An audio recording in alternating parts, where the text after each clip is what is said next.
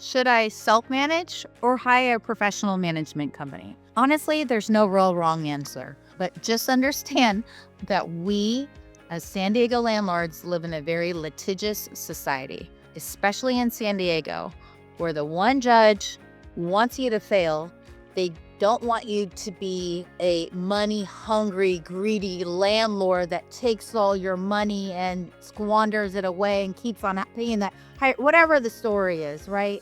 They want you to fail. So if you are self-managing, you need to make sure that you don't fail. Do you have the time to not fail? Do you have the time to treat it like a business, to keep up with the latest laws? You need to treat your property as if it was a business. There are several hidden costs. Yeah, I'm saving $100 to $300 by not paying a professional property management company. Yeah, that's great, right? But what about all the hidden costs? The time, that 3 a.m. phone call because the upstairs is leaking to the downstairs, even on your newer built condo. Try and get a hold of the HOA. Do you have your preferred set of vendors, right?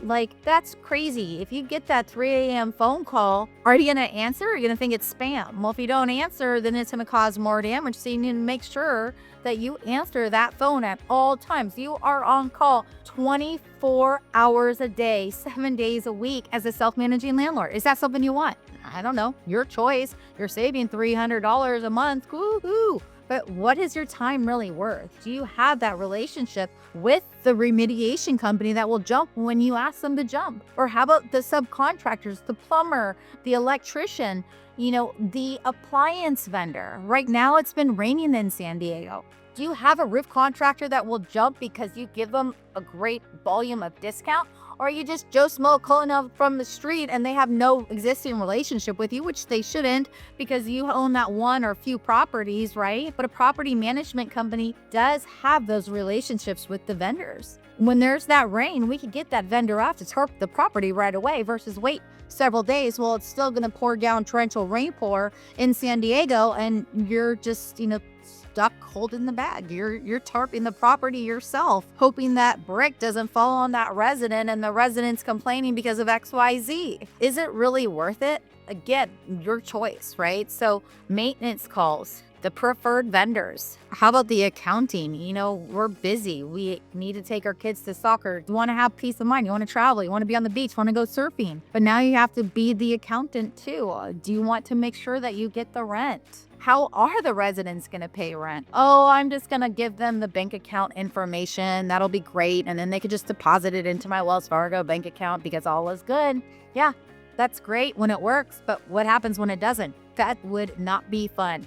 I would never give a resident my bank account information. Never. Why, you ask? Is because if you have to post a 3-day notice and you want to move forward with an eviction because they haven't paid your $3,000 a month rent for the last 3 months and they have a $9,000 balance owed and you pay a lawyer to post that 3-day notice and then they deposit $50 into your bank account and you didn't realize that right away, well, guess what? Your $9,000 3-day notice is void when you go to court 6 months later and you lost because that professional resident, that person that took advantage of you because you were nice, doesn't need to be evicted because that 3-day notice was void from 6 months ago because we only have one courthouse in San Diego. Is it really worth saving that $300 a month because they paid you directly? Again, your choice. You now need to check your bank account if you gave them that information on a monthly, daily basis. Hopefully, yeah, they're going to pay that full $9,000 right away. That would be great, but you were too nice. Their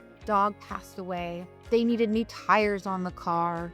You formed a relationship. They made you cookies, but you really want to sell the property. But their first daughter was, that is fantastic. That's what you want. You want somebody that loves your home, but you put the emotion in it when you are a self-managing landlord, most likely. You got to take away the emotion because it is a business. I believe in a win-all. I believe in a win for the residents. I believe in a win for the, us, the landlords. I believe a win for the property management company. We need to work cohesively. But when you're self-managing, there's actually a lot more risk than when you have a professional property management company manage your property. That's my personal experience. I have 6 6 different property management companies that manage 6 different of my assets, and I own a property management company. I prefer that peace of mind. Every morsel of hair I want, because I know I have boots on the ground in the areas I own real estate, and it's a huge peace of mind. A peace of mind is well worth that $100 a month to $300 a month investment. But